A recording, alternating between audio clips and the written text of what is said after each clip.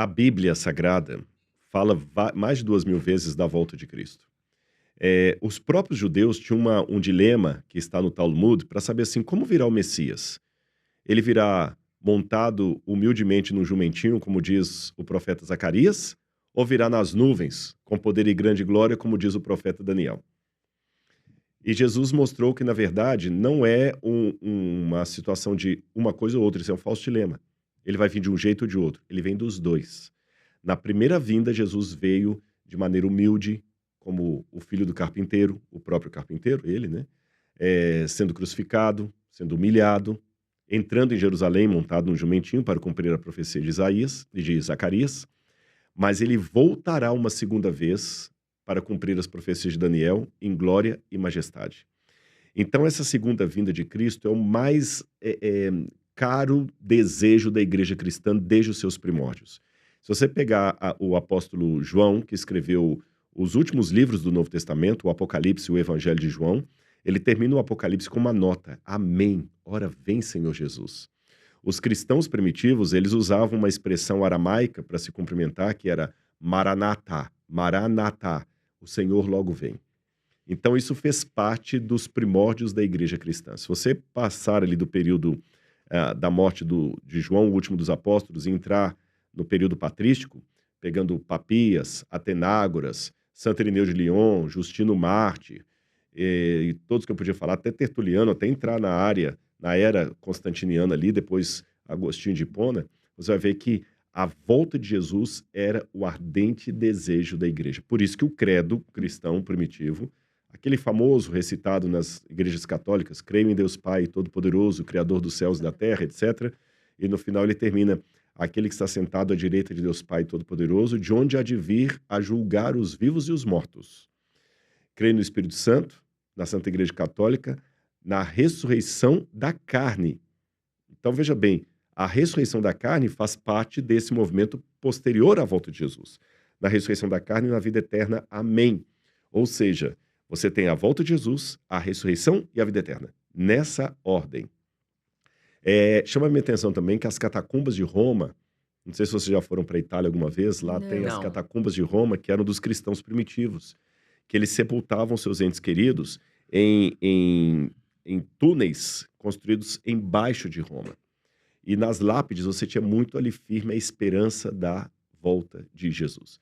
Porém, no período constantiniano ali, quando começa a igreja bizantina, no quarto século, Santo Agostinho de Hipona, com uma percepção social muito grande, ele escreveu o livro A Cidade de Deus. Porque Santo Agostinho percebeu que, como a igreja agora estava ganhando muito poder, ela deixou de ser perseguida, a igreja dos mártires sofreu férias, ninguém era mais martirizado, porque Constantino, o imperador, se tornou cristão, agora a igreja tinha suas catedrais, as suas igrejas, suas basílicas, os seus santuários e tudo mais. A igreja agora, então, tirou férias do martírio, ela trocou as catacumbas pelos palácios.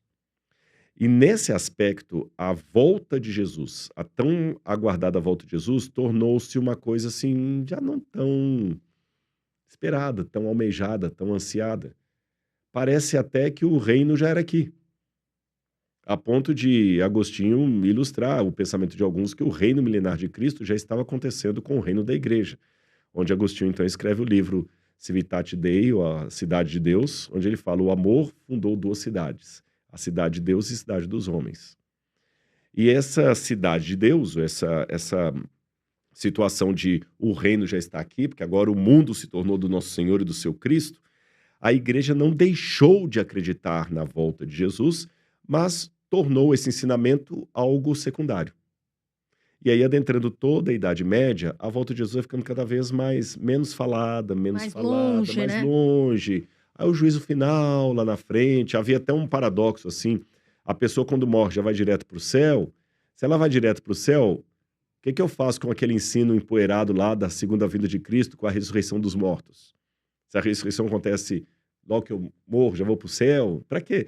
Imagina, se você morreu, foi para o céu, para que a segunda vinda de Cristo, Sim. né?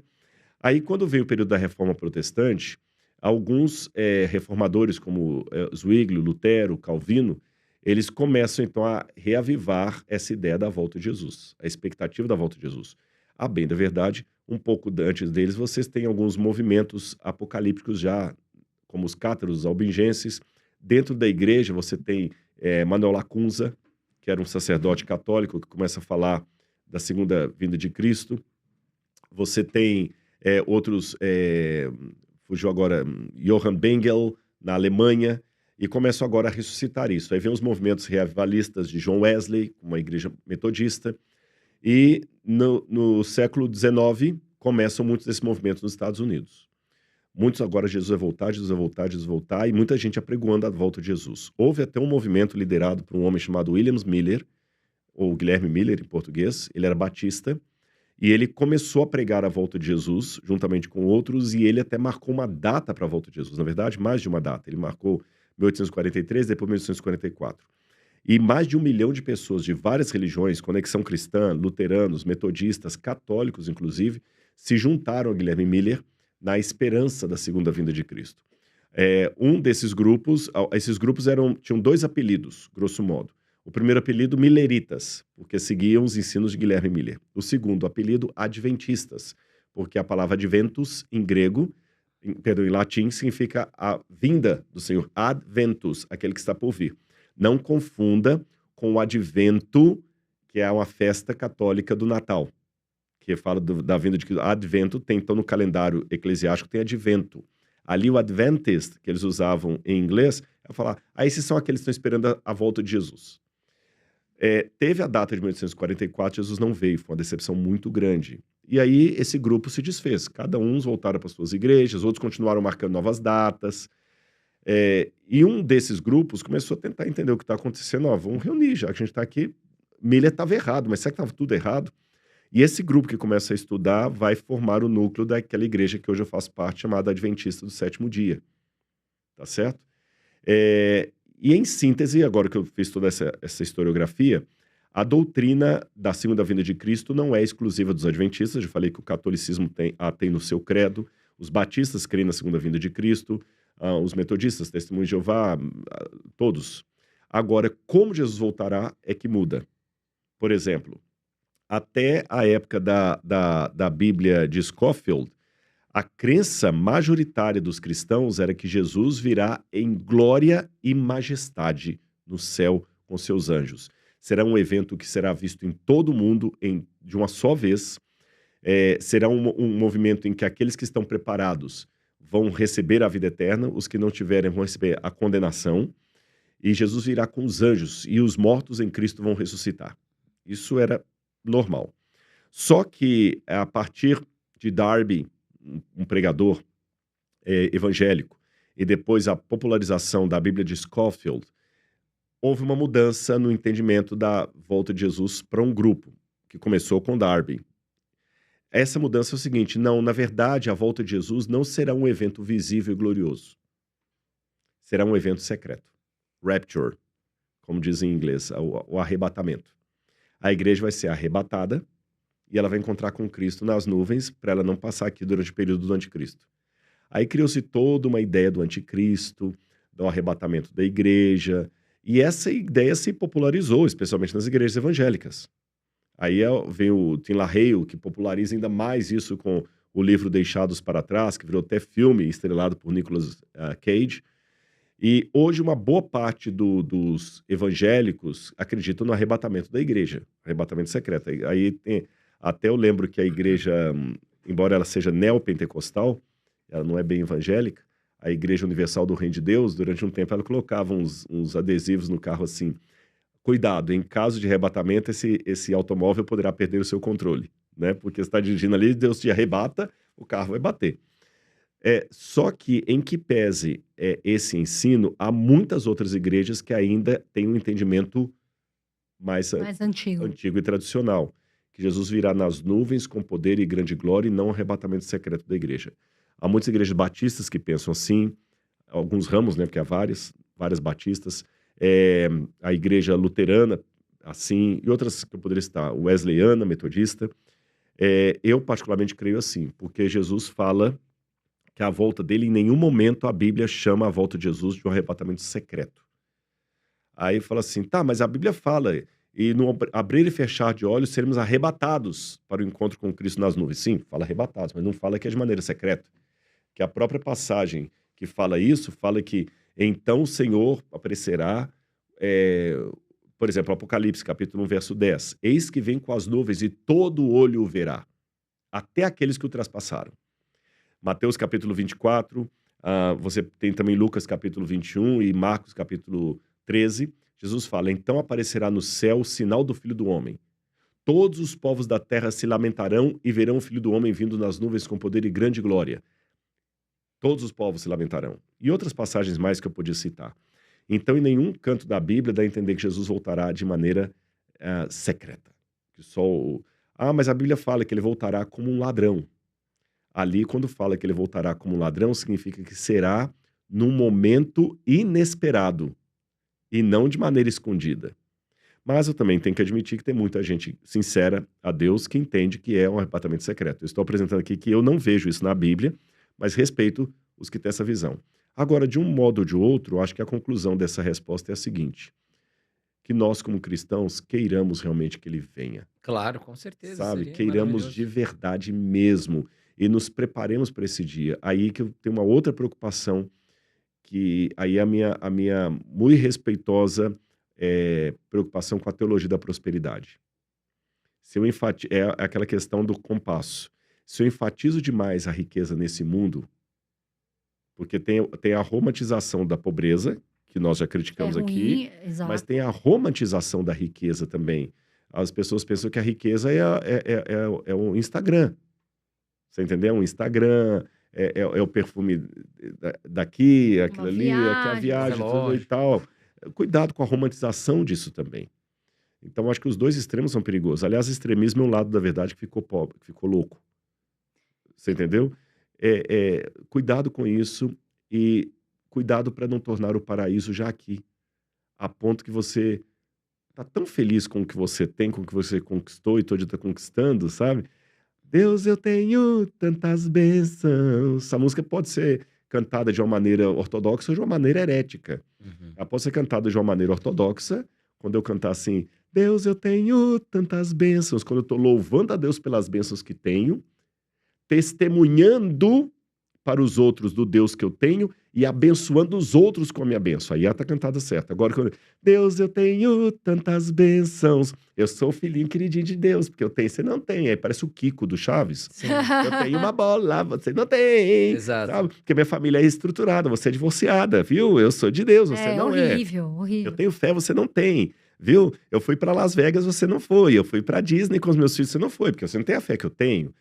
E aí a heresia maior dessa música vai ser quando, além de ser cantada com esse espírito, ela fala assim: Deus, eu tenho tantas bênçãos, cabanão, mundão. Porque o paraíso já está aqui. Para que volta de Sim. Jesus? Sabe? Eu amo e é um tripé. Você tem que crer, amar e apressar a segunda vinda de Cristo. Crer, amar e apressar. Ansiar por aquele dia. Mas e se Jesus voltasse hoje, no cenário que a gente vive, né? Muitas coisas se modificam ano após ano. Como é que você acha que as pessoas reagiriam a essa volta? Da mesma maneira que elas vão reagir quando ele vier. Não vai ter diferença, porque o mundo vai estar caótico quando ele vier. E haverá diferentes reações das pessoas já previstas na Bíblia. Então, que ele volte agora, daqui a 10, 15, 20 anos, as reações serão as mesmas que já estão ali preditas. Primeira reação, que eu espero que nós aqui, todo mundo que está assistindo a gente, esteja com essa reação. Esse é o nosso Deus, a quem nós esperávamos, e ele nos salvará. A Bíblia diz que alguns vão olhar para o céu e falar assim: esse é o Deus em que nós aguardávamos, e ele nos salvará. Você entendeu? Vai ser aquele alívio, aquela alegria. Você está falando da Maria Alice aí, você está lá, que linda, lá é Jesus, olha lá. E ela olhando, e sabe, alguns vão pular, outros vão saltitar, outros vão chorar, outros vão começar a gritar, cantar aleluia. Mas é uma alegria que não tem como descrever.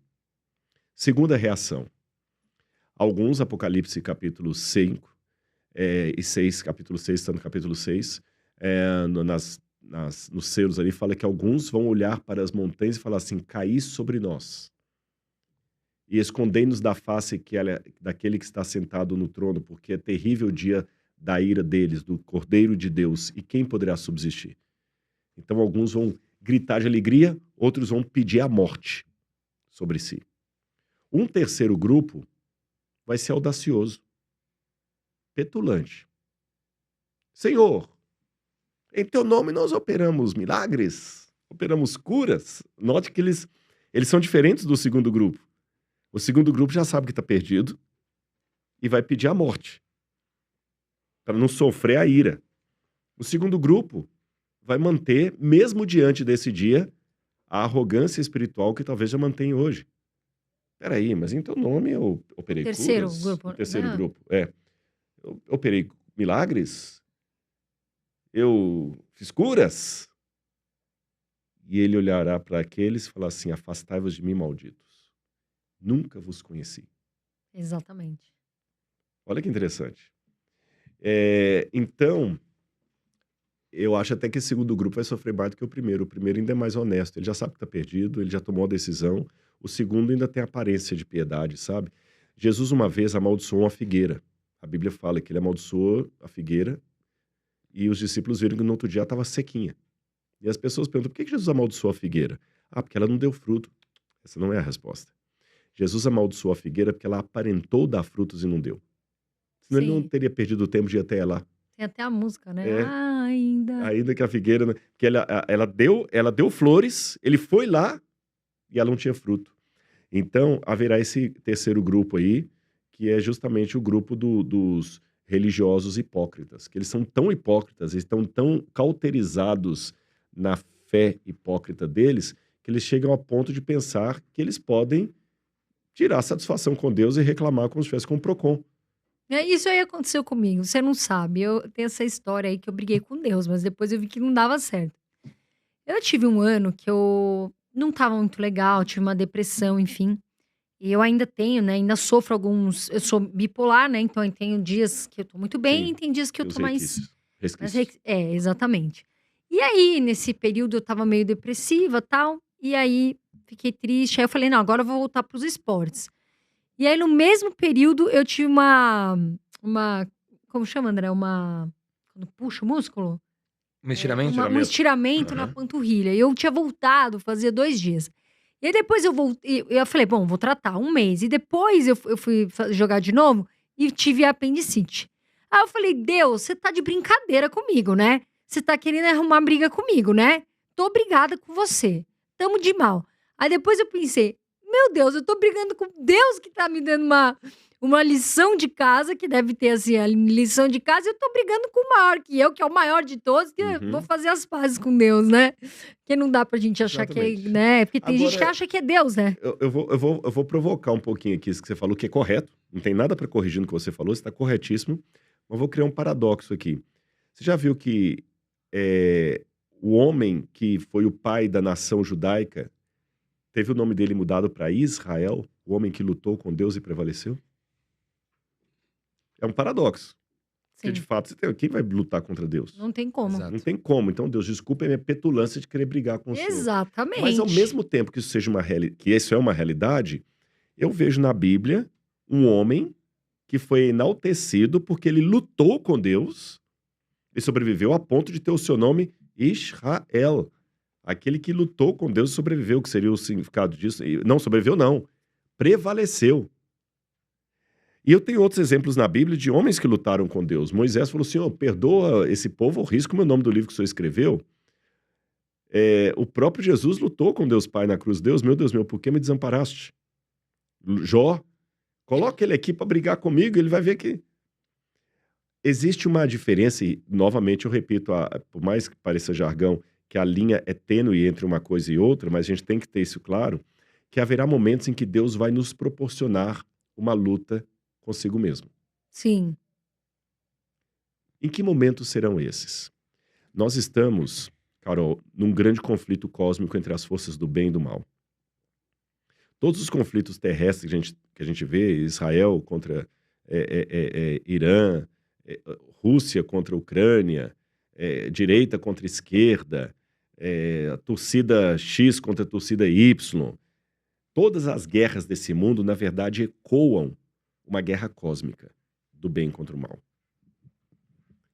E nessa guerra cósmica, a diferença dela das guerras atuais é que nessa guerra cósmica não tem um negócio dos dois lados estão errados. Um lado está certo, o outro está errado. O de Deus está certo, o do diabo está errado. O da luz está certo, o das trevas está errado. Segunda diferença da guerra espiritual, ela não tem trégua. Ela não tem momento de cessar fogo por 24 horas. Uhum. Terceiro, não tem neutralidade. As forças do bem e do mal estão em conflito nesse momento e os dois lados querem você. E ficam te Fica atentando, te né? tentando. E ficar neutro de optar pelas trevas. Então, como é que você treina um soldado para a batalha? Jogando dominó com ele? Não. É colocando ele dentro de uma barraca e soltando gás lacrimogêneo lá dentro e fechando o zíper. Lembra do Tropa de Elite, Pedra pra Sim. sair? Sim. Quem é da carreira militar sabe, quando você vai ter sobrevivência na selva, eles testam você ao máximo, ao limite. é. Por que que eles fazem isso? Porque aquele treinamento que você vai obter durante o momento ali do exército é o que vai garantir a sua vida ou a sua morte no campo de batalha e daqueles que você tem que proteger. Exato. Então, Deus também, como um bom general, ele nos treina, nos testa. E como eu falei, você não vai treinar um lutador para uma luta jogando xadrez com ele. Você vai treiná-lo mandando ele dar boxe, botando ele para brigar com outro, É apanhando de vez em quando, apanhando. porque a gente tem até uma música que fala, né? Você pode ser provado para ser aprovado, né? Exatamente. Então você tem que provar também para ser aprovado, né? Então haverá momentos que Deus, como veio lutar com Jacó, ele vai lutar com você, como treinador do Rock Balboa, né? E ele vai deslocar a sua coxa, igual ele fez, para você sair sequelado, machucado.